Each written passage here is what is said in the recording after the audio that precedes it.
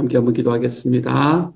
사랑하는 하나님, 주님 앞에 나올 때 모든 죄가 사해지고 하나님께서 이 땅에서 우리에게 하나님의 나라에 들어갈 수 있는 능력을 주셔서 밝고 빛난 내 집에 감사함으로 살 수 있게 되는 그날을 허락하여 주시니 감사합니다. 주님, 우리가 살아가는 모든 과정 속에서 일어나는 아픔과 어려움들, 고난과 환난들, 하나님 그 안에서도 우리를 용서하시고 우리에게 하나님의 나라를 선물해 주시는 이 하나님의 은혜와 사랑을 우리의 마음 깊이 경험하며 살아갈 수 있도록 주님께서 도와주셔서 하나님이여 어떤 상황 속에서도 절망치 않으며 낙심치 않으며 우리 주님 앞에 감사함으로 설 수 있는 주님의 사람들 되도록 주님 도와주옵소서. 예수님 이름으로 기도합니다. 아멘. 오늘의 말씀 민수기 16장 36절부터 50절까지의 말씀입니다. 민수기 16장 36절부터 50절까지의 말씀. 우리 같은 목소리를 함께 읽도록 합니다. 함께 읽지요. 시작. 여호와께서 모세에게 말씀하여 이르시되 너는 제사장 아론의 아들 엘르아살에게 명령하여 붙는 불 가운데에서 향로를 가져다가 그 불을 다른 곳에 쏟으라. 그 향로는 거룩함이니라. 사람들은 범죄하여 그들의 생명을 스스로 해하였거니와 그들이 향로를 여호와 앞에 드렸으므로 그 향로가 거룩하게 되었나니 그 향로를 쳐서 제단을 싸는 철판을 만들라. 이스라엘 자손에게 표가 되리라 하신지라.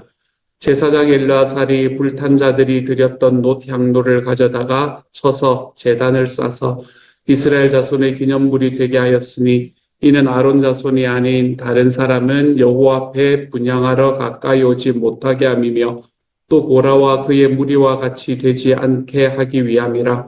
여호와께서 모세를 시켜 그에게 명령하신 대로 하였더라.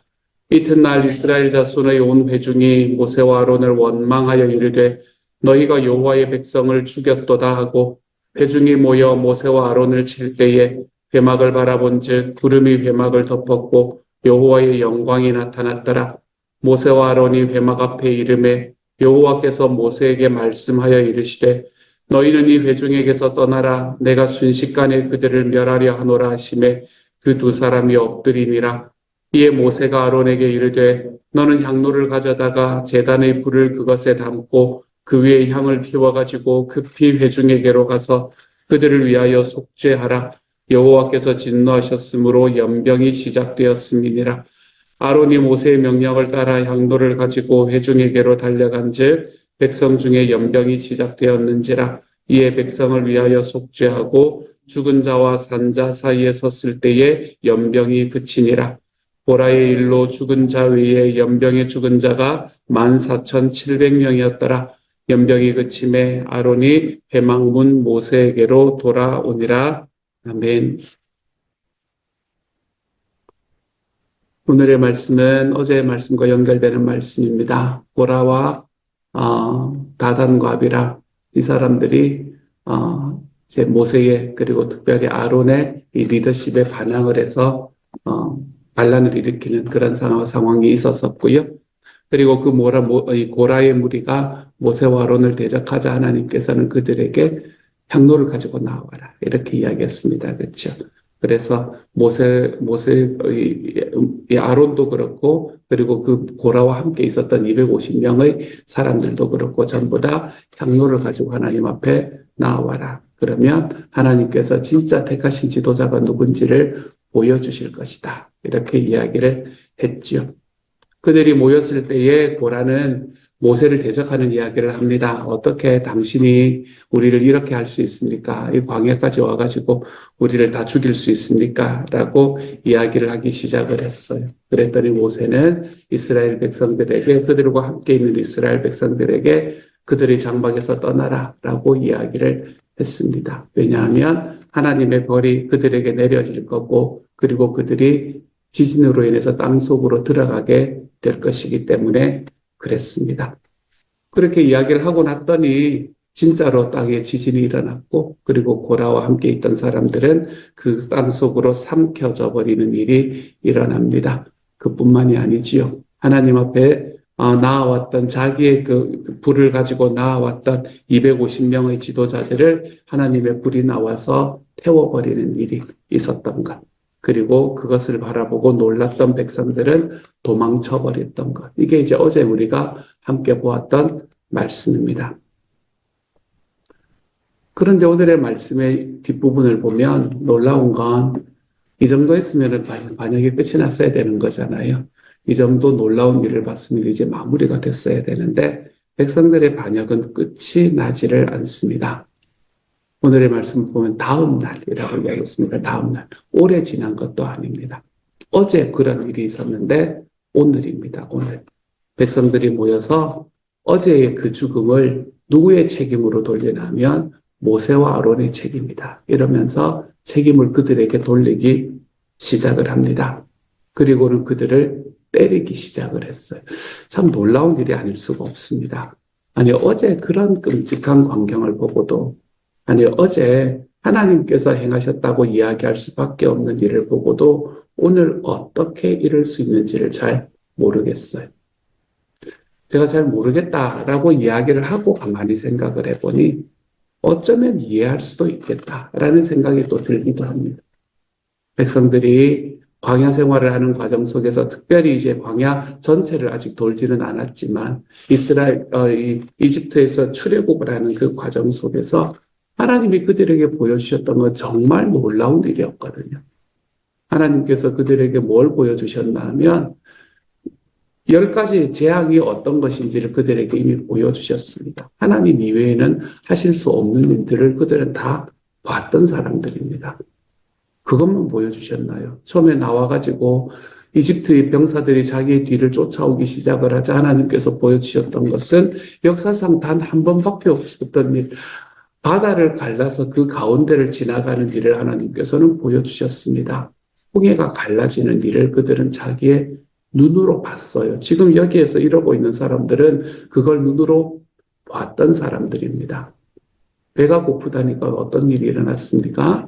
우리가 여기 와서 배가 고프다 그러니까 그럼 먹을 걸 줄게 라고 이야기하며 아침마다 하늘에서 떨어지는 만나를 지금 먹고 살아가고 있는 사람들입니다.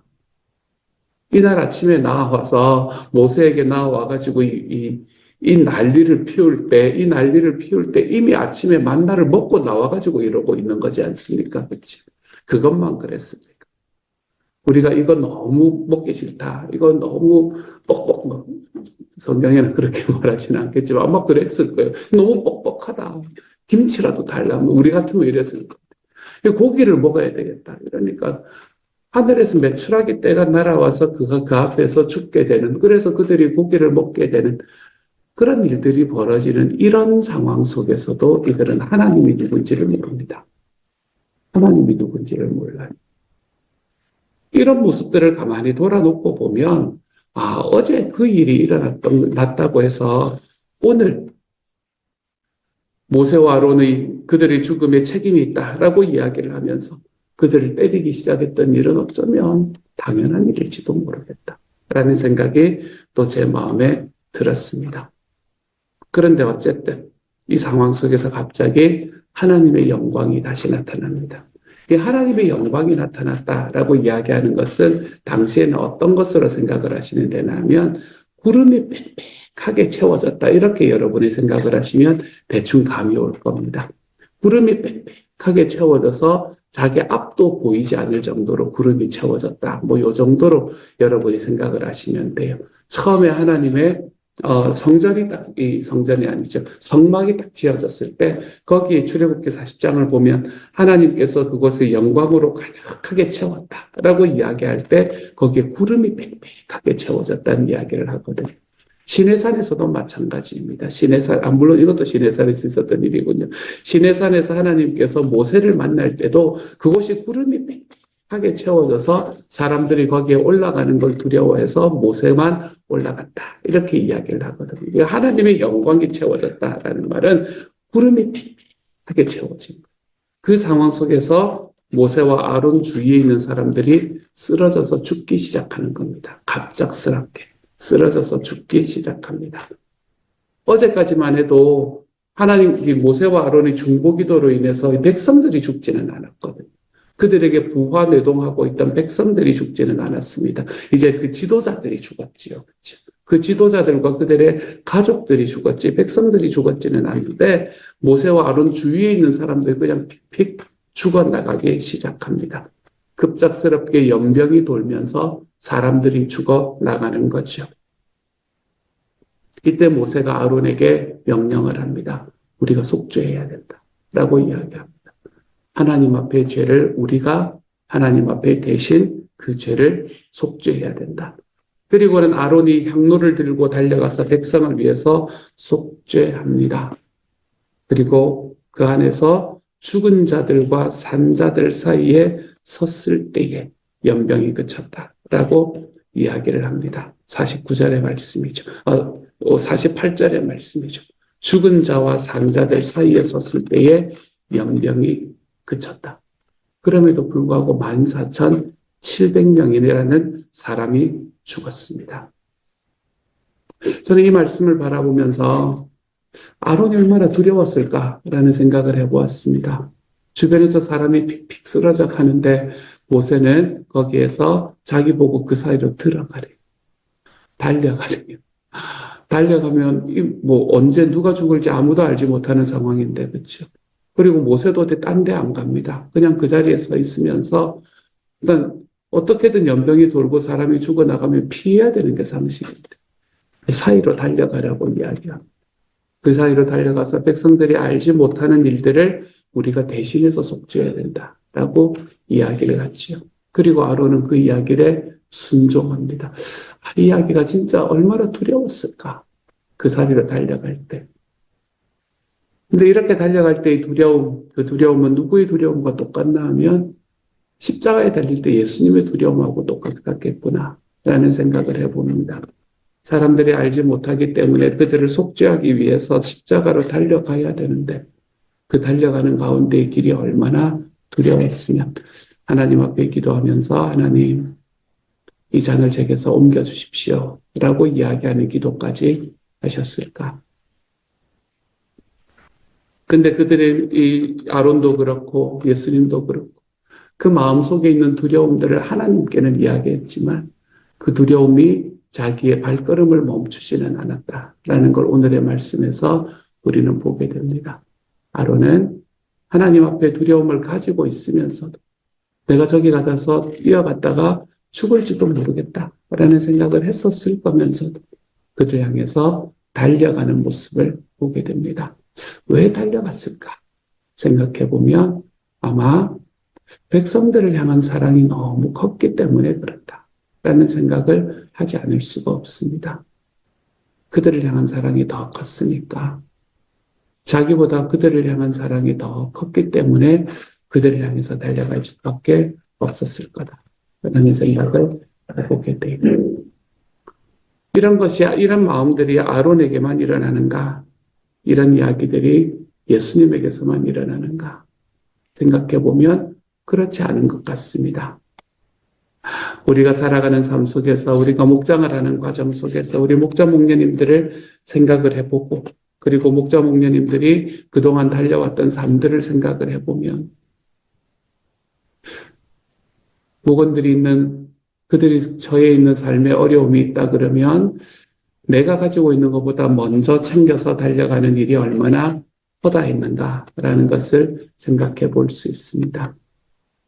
한 분이 그걸 안다고 이제 가게를 만든다고 이야기를 하시면 목사님이셨던 분은 거기에 달려가서 자기의 일 끝나고 나면 거기로 달려가가지고 그 집에 그곳에 이제 그 가게를 위한 모든 것들을 만들어 주시는데 며칠을 소모하고도 크게 기뻐하는 자기 시간 소모하고 자기가 왜 기뻐해요?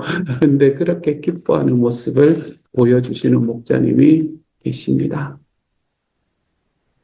목장 안에서 어떤 일이 일어나면 어떤 목장 안에 가족에 대한 문제들이 있으면 그 가족에 대한 문제를 어떻게 하면 좀 해결해 줘 보려고 여기에 알아보고 저기에 알아보고 이리 뛰고 저리 뛰고 하는 목자와 목원들 그런 목원들이 있는 목장도 있습니다. 자녀들의 문제가 있으면 그 자녀들의 문제로 인해서 받는 아픔들을 그냥 기도만 할게 라고 이야기하고 넘기는 게 아니라 그 자녀에 대한 문제가 어떻게 하면 구체적으로 보게 될 수 있을까? 그러기 위해서 자기의 경험들 다시 돌이켜보고 이곳에 알아보고 저곳에 알아보고 그 자녀가 그 가기 위해서 이 사람에게 부탁하고 저 사람에게 아쉬운 소리 해가면서 그러면서 달려나가고 그러면서 그곳을 향해 뛰어가는 사람이 또한 있습니다. VIP 와가지고 뭐 그렇게 좋아하지도 않는 것 같은 그런 느낌이 드는데 또는 그렇게 잘해줬을 때 그 잘해주는 거는 다 받아 먹으면서 그러면서 정말 조금만 마음의 상처가 있으면 그냥 돌아서 가지고 삐져가지고 뒤로 달려가고 그런 일들을 한두 번 겪은 게 아니면서도 또 그게 있으면 또 이슈가 있으면 또 달려가서 거기에서 또 머물러 있는 속 없는 그런 목자 목녀님들을 또한 봅니다. 왜 두렵지 않을까? 왜 기분 나쁘지 않을까? 그런데도 그곳으로 달려갑니다. 왜 그런가 하면 그 영혼이 더 소중하기 때문에 그렇습니다. 하나님께 내 시간도 소중하지만 내 시간보다 그 사람의 영혼이 더 소중하니까. 그러니까 뛰어가 보는 겁니다. 아론 안에 얼마나 큰 두려움이 있었겠습니까? 그런데 자기의 백성의 목숨이 더 소중하니까 그들을 향해 달려가 보는 겁니다. 사랑하는 여러분, 저와 여러분 안에 이런 가슴 뜨거움이 있을 수 있는 하나님의 사람들이 되어가면 좋겠습니다. 영혼을 향한 가슴 뜨거움. 우리 주변에 있는 사람들, 그들을 향한 하나님의 능력을 나의 기도로 채워나갈 수 있는 하나님의 사람들. 그래서 아론이 가지고 있는 두려움과 예수님이 가지고 있는 두려움을 여전히 지니고서도 우리에게 동일한 상황이 왔을 때에 그들의 영혼이 너무 사랑스러우니까 내가 그들을 향해 한 걸음 달려가 볼 수 있는 하나님의 사람. 이런 영혼에 대한 소망이 우리의 마음속에 좀 다시 불일 듯 일어날 수 있는 하나님의 사람들이 되어갔으면 좋겠습니다. 그렇게 살아가고 있는 여러분의 삶에 하나님께서 또한 복 주실 것을 믿고 기도합니다. 복된 길이거든요. 정말 복된 길이거든요. 이럴 때는 한번 좀 속아봐도 됩니다. 14,700명이 죽고 죽은 자와 산 자들 사이에 섰을 때 사랑하는 여러분, 아론의 이 발걸음이 우리의 VIP를 위해서 달려가는 우리의 발걸음이 됩시다. 교회 사람 되지 말고 하나님의 예수님의 소원을 이루어드리는 사람들이 좀 됩시다. 그러한 길로 좀 걸어가 볼 수 있는 하나님의 사람이 되어 가시기를 우리 주님의 이름으로 축복합니다. 같이 한번 기도합시다. 사랑하는 하나님, 아론 안에 있던 두려움, 모세 안에 있던 두려움, 예수님 안에 있던 두려움, 하나님 그것이 우리의 두려움이기도 합니다. 그들 안에 있던 억울함, 그것이 우리의 억울함이기도 합니다.